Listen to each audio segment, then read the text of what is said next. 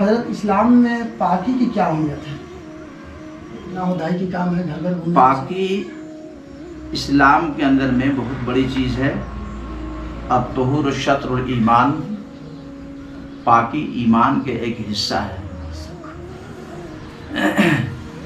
اور یہ بھی کہا گیا ہے کہ پاکی ایمان آدھا ایمان ہے۔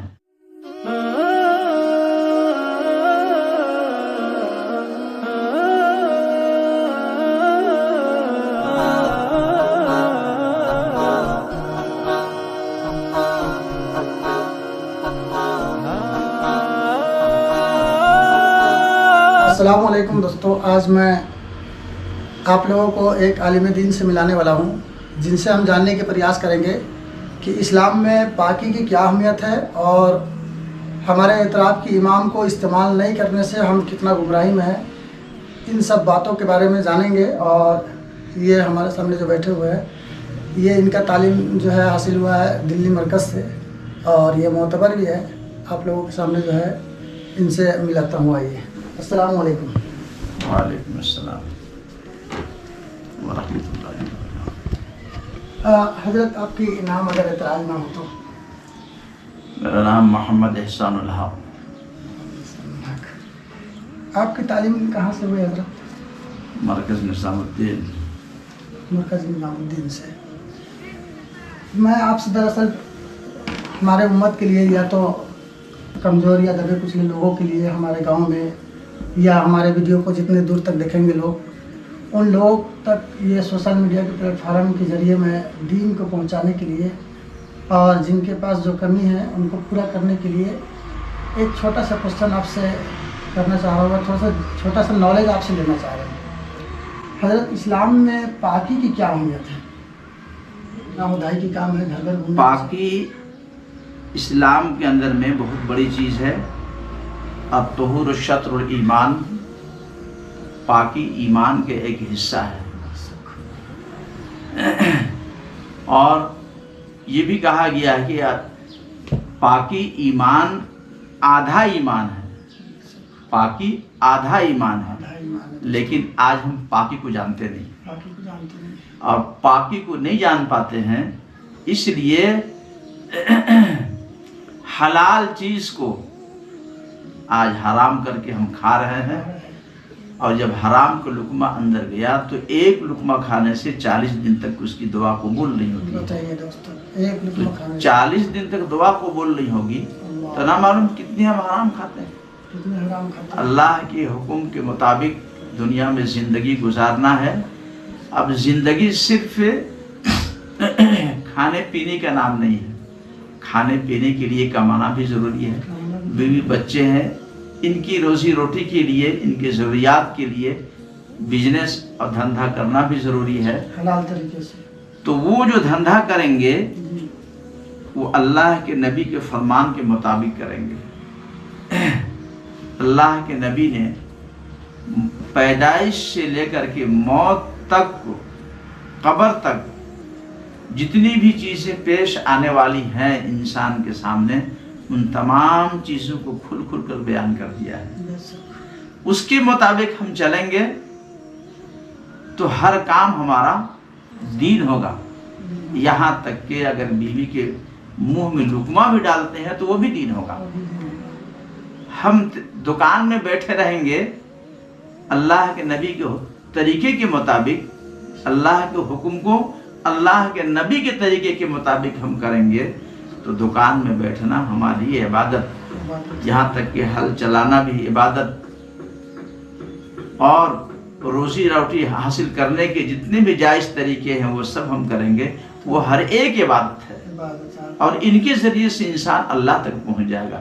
صرف عبادت یہ اللہ کو راضی کرنے کے ذریعہ نماز نہیں ہے، صرف روزہ نہیں ہے، صرف زکوٰۃ نہیں ہے، صرف حج نہیں ہے، بلکہ اسلام کا تو یہ ارکان اسلام کا تو پلر ہے۔ ہاں، تو اسلام 5 چیزوں کا نام ہے۔ سب سے پہلی چیز ایمانیات ہے، اور ایمانیات میں سب سے بنیادی چیز ہے کلمہ لا الہ الا اللہ محمد رسول اللہ۔ ہم ایک اللہ کو مانتے ہیں اور حضرت محمد صلی اللہ علیہ وسلم ہمارے آخری نبی ہیں. اللہ اس لیے اللہ کے حکم کو اللہ کے نبی کے طریقے کے مطابق زندگی ماننا یہی دین ہے اور یہی اسلام ہے. تو ایک ایمانیات کے لائن سے بہت ساری چیزیں ہیں. ایک وہ دین ہے. دوسرے عبادات ہے، عبادات میں نماز ہے اور بہت ساری چیزیں ہیں. تیسری چیز ہے معاملات، جیسے کاروبار، دھندہ پانی. یہ تیسری چیز ہے. یہ بھی اللہ کے حکم اور نبی کے طریقے پر معاملات ہوں گے تو اس کے لیے چلنا بھولنا آنا جانا بات کرنا اور ساری چیزیں عبادت بنیں گی. سب دین میں شمار ہوگا. وہ سب عبادت، اس سے اللہ راضی ہوگا اور اللہ تبارک و تعالیٰ اس سے خوش ہوگا. دنیا اور آخرت کی بھلائی اس کو دے گا. چوتھی چیز ہے اخلاقیات.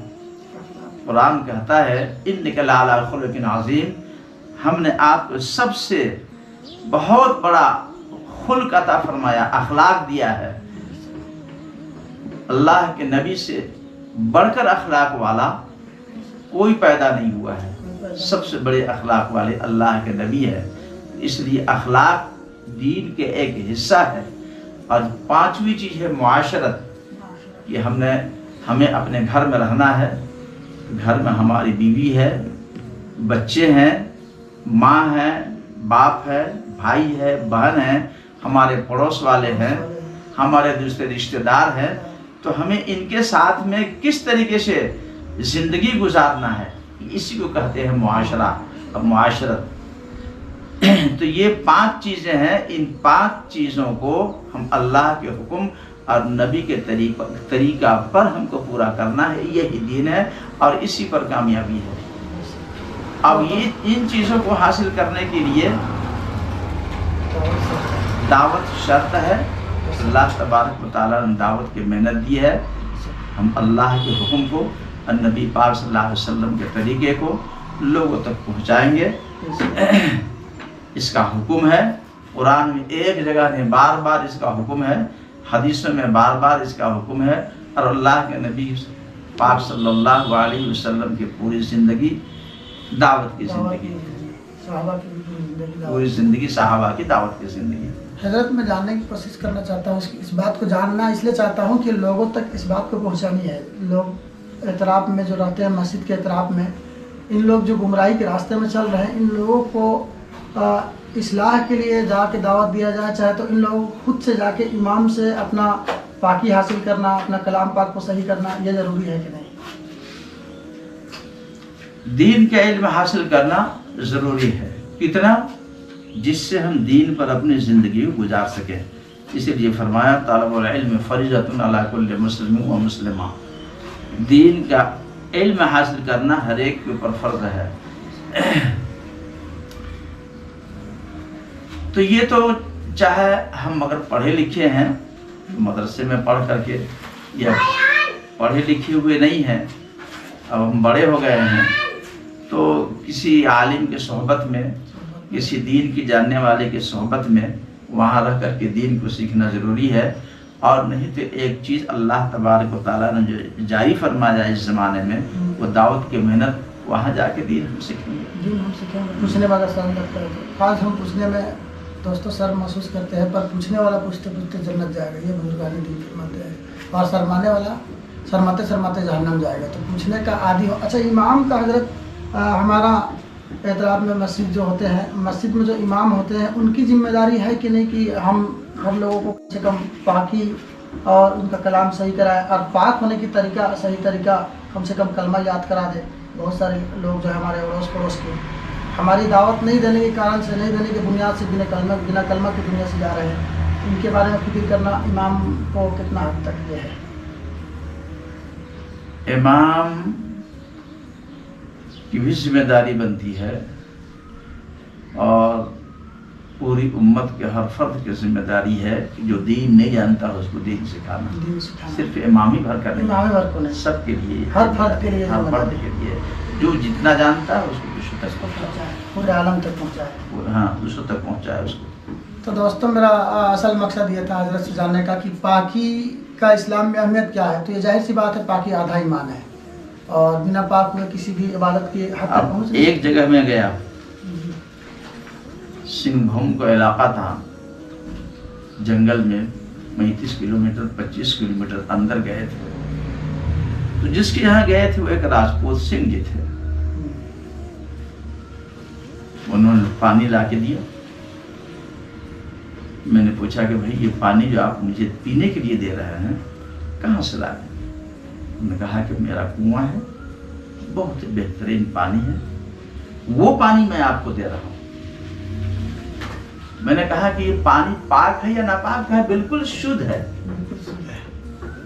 मैंने कहा ठीक है, शुद्ध है, तो आप इस पानी को मशीन के जरिए से निकाले हैं कुआं से या रस्सी बाल्टी के जरिए से निकाले हैं? कहा रस्सी बाल्टी के जरिए से।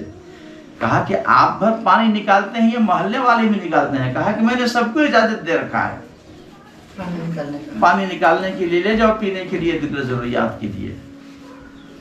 मैंने कहा जब लोग आते हैं पानी भरने के लिए रस्सी और बाल्टी से, तो जूता और चप्पल पहन कर मंडेर में चढ़ते हैं? कहा कि हाँ।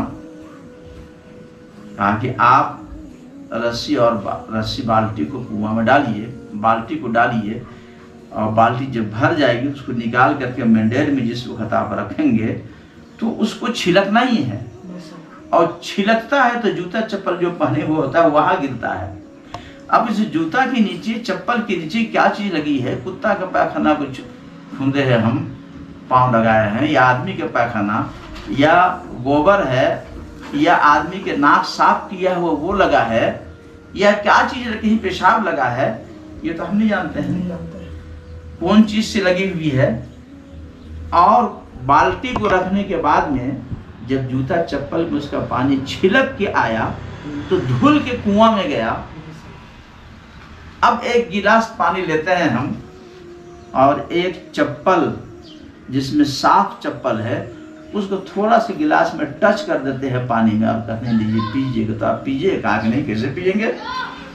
कहा कि नहीं पीजिएगा तो वहां छिलक के जूता चप्पल धोआ करके जो कुआं में जा रहा है, जो 10 भी नहीं है, जो हौज की जितना लंबाई चौड़ाई होती है वो भी नहीं है, तो फिर वो तो नापाकी ना हुआ वो। तो सिंह जी कहने लगे कि इस बात को, इतनी मेरी उम्र हो गई, मैं बुढ़ा हो गया, लेकिन कोई नहीं बोला था। अब मेरे कुआं में किसी की ताकत नहीं है जूता चप्पल पहन करके चढ़े। तो आज इसको नहीं जानते हैं, गैर क्या नहीं जानते हैं, मुसलमान नहीं जानते हैं तो गैर क्या जानेंगे। अब इसको बताने के बाद में वो मुतासिर हुए और उन्होंने कहा कि आज के तारीख से मेरे कुआं में जूता चप्पल पहन के कोई नहीं जा सकता है।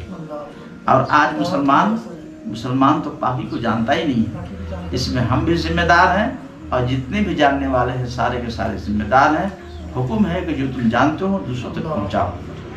जो भी जानते हैं सबकी जिम्मेदारी है। हाँ, तो पाकी सबसे अहम चीज है। अगर हमारा जिस्म नापाक है, हमारा एक लुकमा हराम का नापाक चला गया तो हराम हो गया। पानी पाक है, अगर उसको हम हराम करके नापाक करके पीते हैं तो हराम चला गया। अब 40 दिन तक हमारी दवा कबूल नहीं होगी। इसलिए पाकी, परेशान रहे, हमारा दवा कबूल नहीं हो रहा है। हाँ, तरीका उम्मत को मालूम ही नहीं। अब लोगों ने दीन सिखा नहीं, और जो जानते भी हैं वो लापरवाह है। और मैं परेशान रहता हूँ, इसीलिए जानने वाले भी इसमें पकड़ होंगे, सब पकड़ में आएंगे। उसमें जानने वाले घर में पहले गोबर से लिपाई होती थी हर जगह। सबसे पहले इस मामले में माँ से मेरी हमेशा लड़ाई होती थी।